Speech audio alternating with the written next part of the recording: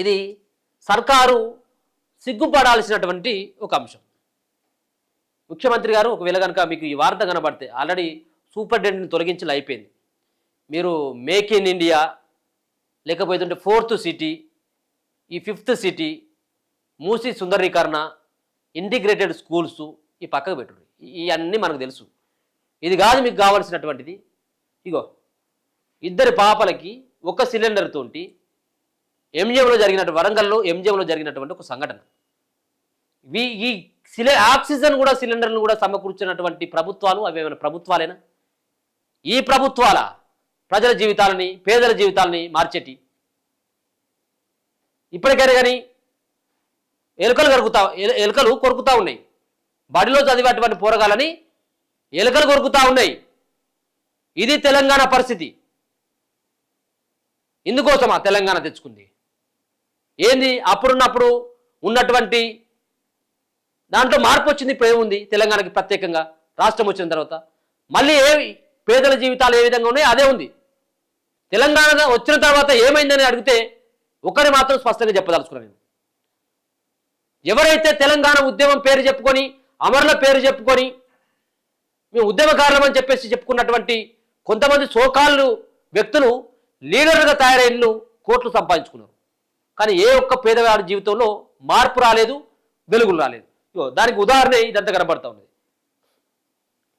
100 మీటర్ల దూరం మొత్తం గుంతలు, వర్షపు నీరు, చేతిలో 2 శిశువులు, వారికి ఉన్నది ఒకటే ఆక్సిజన్ సిలిండర్. సిబ్బంది నిర్లక్ష్యంగా వదిలేసిపోవడంతో తల్లిదండ్రులే బిక్కుబిక్కుమంటూ బయలుదేరారు.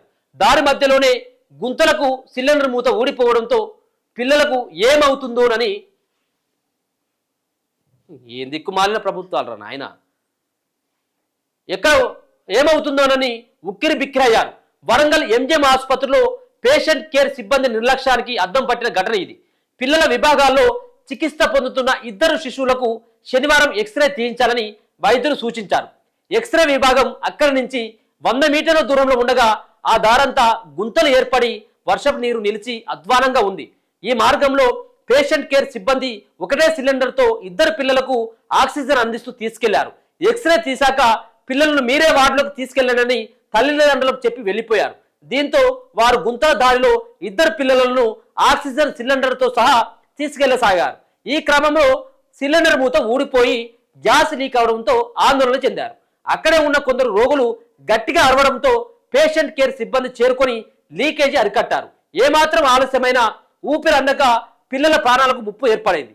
ఈ ఘటన తీవ్రంగా పరిగణించిన మంత్రి దామోదర్ రాజనరసింహ ఎంజిఎం ఆసుపత్రి సూపరింటెండెంట్గా కిషోర్ను పదవి నుంచి తొలగించాలని ఆదేశాలు ఇచ్చారు. ఆసుపత్రిని గాడిన పెట్టేందుకు అవసరమైన చర్యలు తీసుకోవాలని వైద్య ఆరోగ్య శాఖ కార్యదర్శి క్రిస్టినాకు సూచించారు. ప్రతి వారం ఎంజిఎంపై సమీక్ష చేసి తనకు నివేదిక ఇవ్వాలని డిఎంఈ నరేందర్ కుమార్ను ఆదేశించారు. ఆసుపత్రిలో ఏళ్లుగా పాతుకుపోతున్న ఉద్యోగుల వివరాలు, వారి పనితీరుపై కూడా నివేదిక సమర్పించాలని చెప్పారు. మొన్న రీసెంట్గా ఈ ప్రభుత్వం వచ్చిన తర్వాత ఎంఈఎం ఆసుపత్రిలో అది ఎమర్జెన్సీ వార్డులో ఒక వ్యక్తి ట్రీట్మెంట్ పొందుతూ ఎలుకలు కరిచి చచ్చిపోయాడు. దావకానికి రోగాన్ని తగ్గించుకోవడానికి వచ్చినటువంటి పేషెంట్కి ఎలుకల బారిన పడి ఎలుకలు కొరికితే చచ్చిపోయాడు పేషెంట్. గిది మన తెలంగాణ పరిస్థితి, తెలంగాణలో ఉన్నటువంటి ప్రభుత్వ ఆసుపత్రుల పరిస్థితి. చిన్నపిల్లలకి ఇవ్వాల్సినటువంటి ఆక్సిజన్ సిలిండర్ పేరెంట్స్తో మోపేయడం ఏంటి?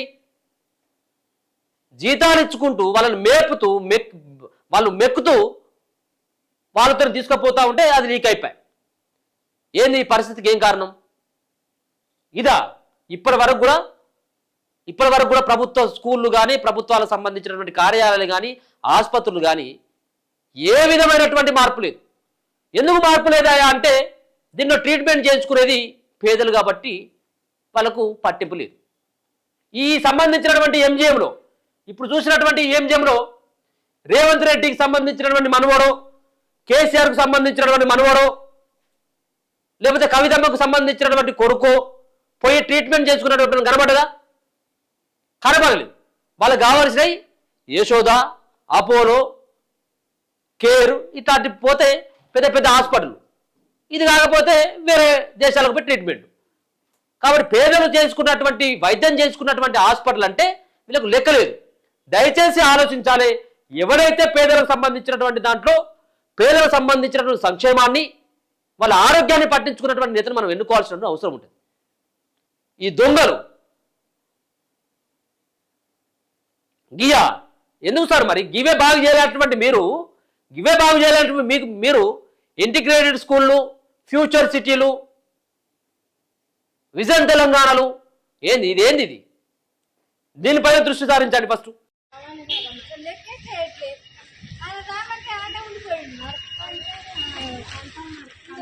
వాళ్ళు లేరా అమ్మ కంపౌండర్ వాళ్ళు ఇవ్వలేరా? చిన్న పిల్లలు కదా వాళ్ళు.